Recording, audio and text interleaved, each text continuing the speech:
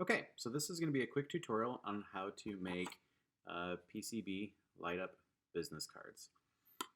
So for this first step, we need to get the solder to connect all the components on these boards. And to do that, we're going to do a stenciling process. And so that's going to be our first step. To do this step, you're going to need a backer board to work on. You're going to need your PCB that you're going to be putting solder on. You'll need a couple of scrap PCBs. You'll need your stencil. This has the holes in it that the solder is going to go through. You'll need some tape, some solder paste, a tongue depressor, and a solder spreader. So these will all be located in the kits on the carts. But to get started, what we're going to do is we're going to place our business card face up and kind of make it as straight as we can. And what we want to do is we want to kind of frame it in and hold it between a couple of these PCBs. This is going to hold it in place while we put the solder on it. And so I'm just going to take a few pieces of tape and tape these boards into place. It doesn't have to be really tight, but it should be kind of snug. I'm going to put one more here on the top.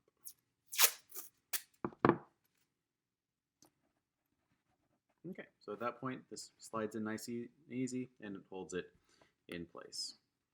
Now what I'm going to do is I'm going to take my stencil, and the goal here is to try to get the stencil to line up perfectly with these little pads on the board.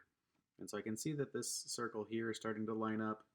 I want to straighten it just a little bit more to make sure that all of the little silver areas line up as close as I can. Okay, so I can see that these all seem to line up pretty well. And so what I'm going to do, once that's in place, is I'm going to tape that along one edge. So that's kind of up here at the top. I'm taping that just so that kind of holds itself in place as well.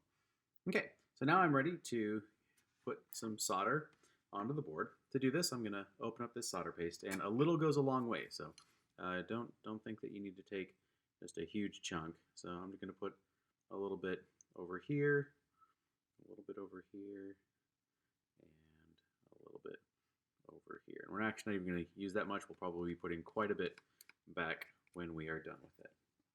Okay, so I'm going to clean that off and put some back.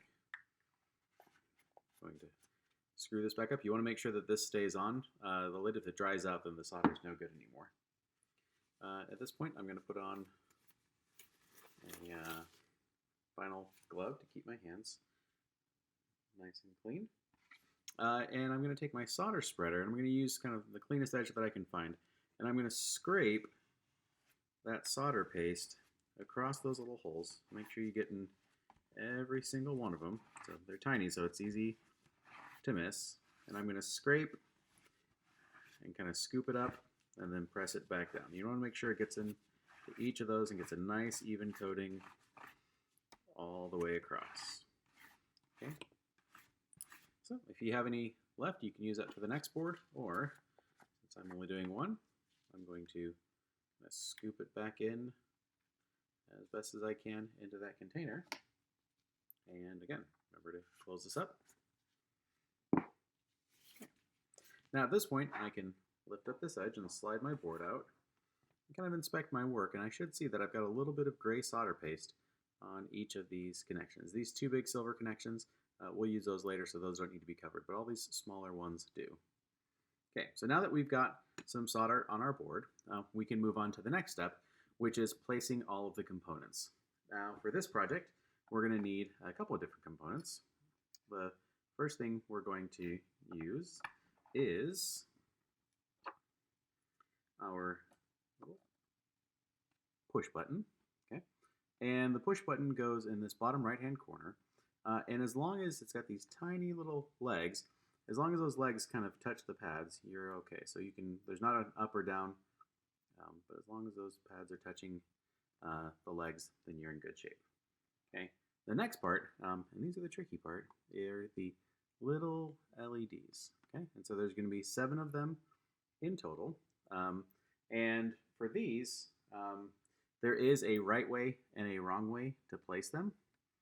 So what you'll notice on your boards is that we've got the little dots here in the upper left-hand corner, kind of for the kind of reflections in the berries of the Hackberry Lab logo.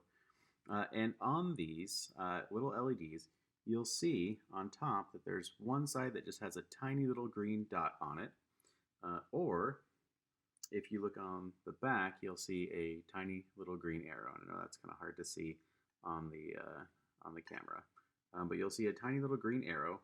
The arrow itself should point to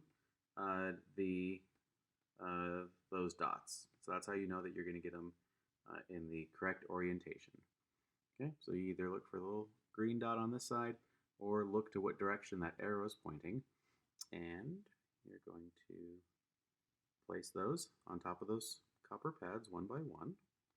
Okay, and as long as you get it, relatively close, it'll actually be okay. They're quite resilient as long as you've got a good amount of solder.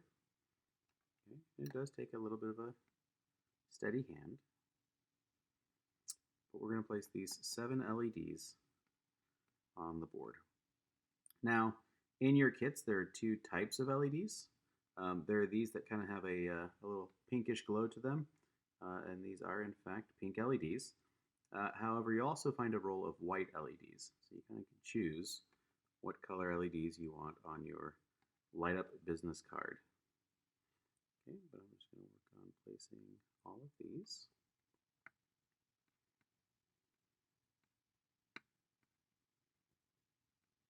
Get this last one to flip over.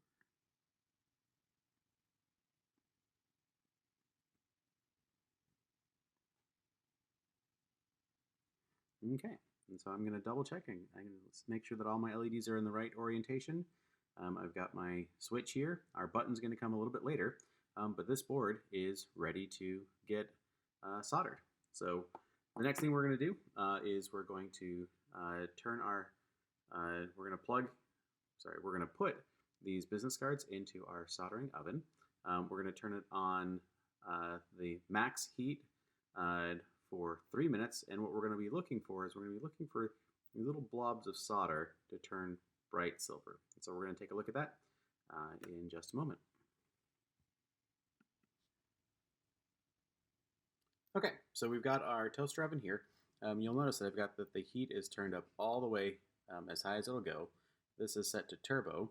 What we're going to do is we're going to take our board, and you can do these more than one at a time. We're going to place it into the oven, and it hasn't been running at all. I'm going to place this light right on it so I can take a good close look at it. Now I'm going to take our little timer, and I'm actually going to turn it to the left to the stay on position. And from there, I'm going to watch this for about 3 minutes. About 3 minutes, what you'll notice is that solder is going to heat up to the point where it turns a bright, shiny silver. And so that's what you want to be on the lookout for when soldering this. So you don't want to leave it in there too long after that, because then it'll make the components too hot and might break some of them. And you don't want to leave it in there too little bit of time, because then that solder won't heat up enough to actually make a strong bond. So we're going to wait and watch these to pop and turn that bright, shiny silver color.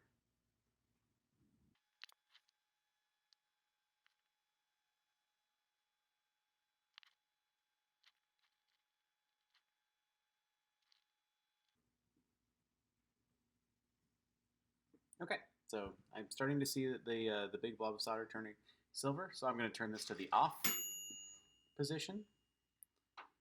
Turn this down. I'm going to open this up, and you'll want to let them cool a little bit. So you can get a set of pliers in your kit and pull them out and let them cool outside of the oven as well. You'll want to make sure that they're cool to the touch when you actually start handling them. So I can reach in and pull this out. We can see that it got nice and shiny. And at this point, I'm going to let it sit and cool for a little bit. And once it's cooled down, I'm going to add the battery. Okay, so once your board is cooled down, you're going to be ready to add in your little battery connector. With the battery connector, it has these small little feet that you can see kind of curve out just a little bit, and those are going to come through these slots here. I find that if you take a set of pliers and you bend them just a little bit, that's going to help snap it through a little bit easier. But before I do that, I'm going to take a little bit of solder and I'm going to add a little bit more in this center area just to make sure I've got plenty of contact with my battery. So I'm just going to heat that up a little bit and make sure I've got a nice even blob of solder. So that's optional. I generally like to do it because it makes sure that the battery makes a good connection. After that, I'm going to take these little slotted areas and I'm going to push these in. So again, and you can see that it just snaps right in at that point. At this point, then, you're going to flip it over, and there are these two tabs that need to be soldered. And so grab your soldering iron and really fill those areas in. Not only do these help make a good electrical connection, but they also really anchor it for your all the stress that it's going to be going through. So at this point, so you should be pretty good. Make sure you pay good orientation about which way this little tab is facing. That's going to determine from what direction the battery can get slid in. And at that point then, you can get a battery to put into it. So I'm going to grab one right here and we can test it out. As you're looking at your things, if for some reason you do notice things are going wrong, you may always just double check the orientation of your LEDs. And you may want to look out for something called tombstoning, which is when the LEDs actually kind of like pop up. You can fix these with the soldering iron or the hot air reflow gun. And so you may just kind of want to look at that on a case-by-case basis. So that battery fits in nice and snug, and we can see that all those LEDs are lighting up perfectly. At this point, you're not quite done yet. Once you're done using all the tools, you do need to make sure that you clean up. So we do have bottles of alcohol and baby wipes on the cart, and you really want to make sure that you clean all of the solder out of these stencils. They get gummed up pretty quickly, and you definitely don't want to leave a mess for the next group that's going to be using the tools. And so when you're cleaning up, make sure that you take all your tape off. Make sure you clean both sides. You can actually see solder building up on this side as well. So these stencils need to be very clean if we're going to get several uses out of them. Okay, so make sure that both of those are clean. Also, the items on the cart are labeled, and so make sure that as you're putting stuff back on the cart, that it's getting put back in the bucket that it came from, and not only in the bucket where it came from, but actually putting it back where it is labeled on the cart. And if you do that, you'll be in good shape, and you'll have some great LED business cards that light up. And that's it.